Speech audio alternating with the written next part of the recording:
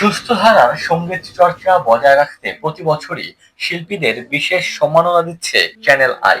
এরই ধারাবাহিকতায় আগামী 19 মে শুরু হতে যাচ্ছে চ্যানেল আই মিউজিক অ্যাওয়ার্ড অনুষ্ঠান। দিনটিকে সামনে রেখে শনিবার সংবাদ সম্মেলন করেছেন নীতি নির্ধারকরা। চ্যানেল আই কার্যালয়ে অনুষ্ঠিত সংবাদ সম্মেলনে উপস্থিত হন বাংলাদেশের জনপ্রিয় ও কিংবদন্তি শিল্পীরা।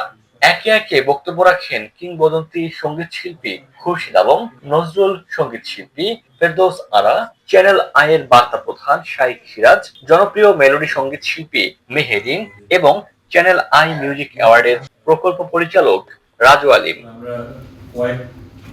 আয়োজনে বক্তারা বাংলা সঙ্গীতের ঐতিহ্য টিকিয়ে রাখতে এ প্রজন্মের শিল্পীদের প্রতি আহ্বান জানান।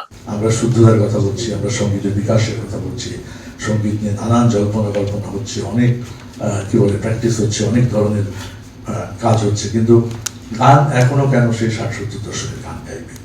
তার মানে কি এখন কোনো গান তৈরি হচ্ছে না? সেই অর্থে আক্ষরিক অর্থে সঙ্গীতের যে শক্তিটা, বাংলা সঙ্গীতের যে শক্তি, সেটা বেরিয়ে আসছে কিনা আমি জানি না, মন্তব্য করবো না। তবে আমার মনে হয় যে যথেষ্ট সুযোগ আছে। আমি যতদিন এই গলাটি থাকবে, এভাবে আমি গাইতে পারবো, ততদিন আসলে ত্বরান্বিত হবে।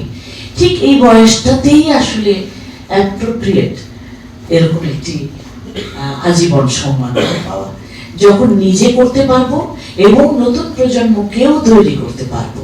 আজীবন সম্মাননা সহ 18টি ক্যাটাগরিতে দেয়া হবে পুরস্কার। এবছর আজীবন সম্মাননায় ভূষিত হচ্ছেন প্রখ্যাত নজরুল সঙ্গীত শিল্পী ফেরদৌস আরা।